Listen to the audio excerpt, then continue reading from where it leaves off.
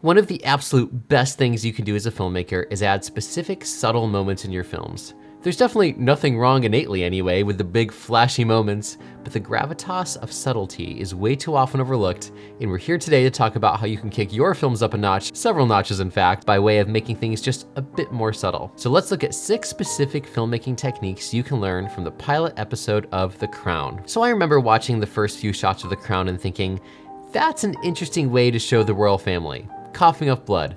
First time we see someone in the royal family coughing up blood. Probably one of the least regal and royal things one can do, so to speak. Yet here we are. Literally nothing is said by King George about this in this moment. That comes later. But we as the audience are forced to be like, oh crap, the king is sick. Like, really sick. And this coughing fit literally sets up the entire episode of King George starting to plan for the transition of his daughter Elizabeth to taking the crown. And it starts with nothing more than Jared Harris hacking and coughing. It's a perfect example of show versus tell. We're instantly worried about the king, and having the benefit of modern medicine, we as the audience become in the know when the other characters don't necessarily know what's going on when the king's coughing up blood, and say things like, "It's probably just the cold weather." The filmmakers do something kind of sneaky here by letting us be subtly part of the secret, is they rightly assume that most viewers know that coughing up blood is usually extremely serious. So when it's brushed off by the so-called experts, we as the audience have an instant connection to the king because we understand. We're in the know. So the filmmakers have done their part by making us care about King George.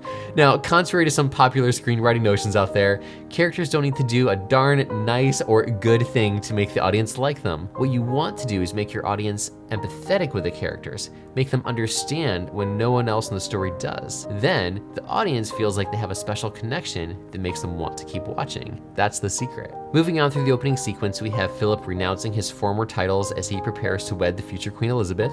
This is another bit of foreshadowing, since as the show goes on, we see Philip as someone who is frustrated that he cannot have a life of his own, or his own career. And this scene sets up and foreshadows that struggle that Philip will face in his life. And it's important that the first time we see Philip, it's in this pivotal moment where he effectively swears to give up any vestiges of who he is.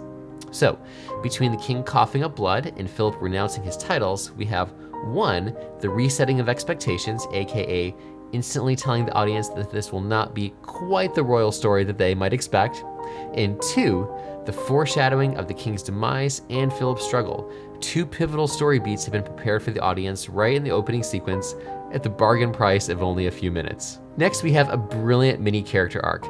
Never underestimate the power of facial expressions done well. During the wedding scene, as Elizabeth is saying her vows, we get this extremely awkward bit where Elizabeth won't even look at Philip as she's speaking.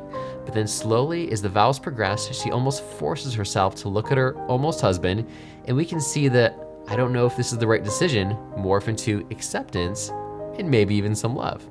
Here we literally have a mini character arc through facial expressions and acting alone. It's all in how actress Claire Foy played the part, as the lines of the dialogue would have remained the same no matter how she played the moment, but it's in the look she gives or doesn't give, the faltering of the voice, of the confidence in the voice, that once again tells us so much through showing alone. I know she's speaking words, but it's not the words here that tell the story. It's how Claire Foy is delivering the scene that makes the difference and communicates so much about her character to us. We're going to return to the art of show versus tell in a minute, but here's a quick PSA for pacing. When done well, pacing gives the story time to breathe and the audience time to think. Now, I'm definitely not advocating for slow character dramas all the time. That said, I'm seeing a trend amongst films these days where we move from scene to scene to scene to scene to scene without giving the audience any time to process through establishing shots or lingering facial expressions.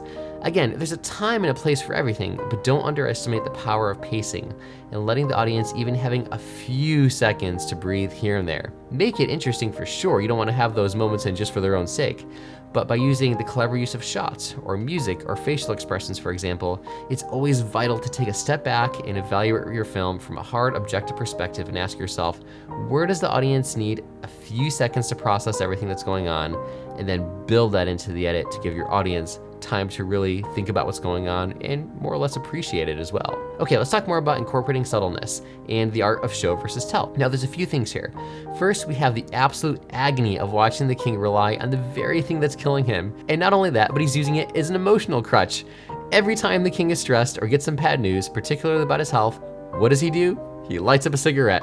Again, we as the audience have the benefit of knowing that this is absolutely killing him, but in the 1940s, this was not common knowledge, so it becomes emotionally stressful from the audience perspective as we watch him literally killing himself, and yet he has no idea. And yes, I do realize I say audience perspective a lot, but that's what it's all about, writing for the audience perspective, in a lot of cases. Anyway, the tension in these scenes is off the charts, particularly due to how Jared Harris plays the scenes as he realizes his impending mortality.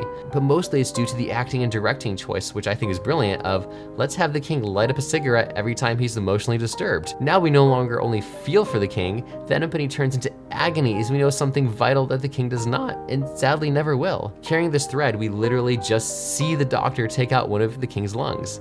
This is not referenced by name for many scenes, but we're given just enough information to know that this is extremely serious. We see the lung come out, then it's contrasted with the doctor saying, "I'm happy to say the procedure went well," coupled with a micro slight change to concern in the doctor's face and a quick rack focus to Philip noticing this and he becoming concerned. We know things are not okay. But again, the gravity of this is not explained until much, much later when the doctor finally tells the king the truth. It's time we gave that blockage a name, sir. It was a tumor. A malignant tumor. Now the king never says, "Oh, woe is me," or anything remotely akin to that. Rather, we see him encounter his mortality during the scene where he is singing with the common folk and begins weeping. He knows his time is near an end and that this is likely one of the final times he'll have with the common people who love him so much. And we know they love him, as after the wedding scene, we hear the people chanting unrelentlessly. Nowhere is it explained how much the people love the king. Nowhere does King George explain that he's distraught. These things are dramatized through the actions of the characters, which is almost always how information should be provided to the audience.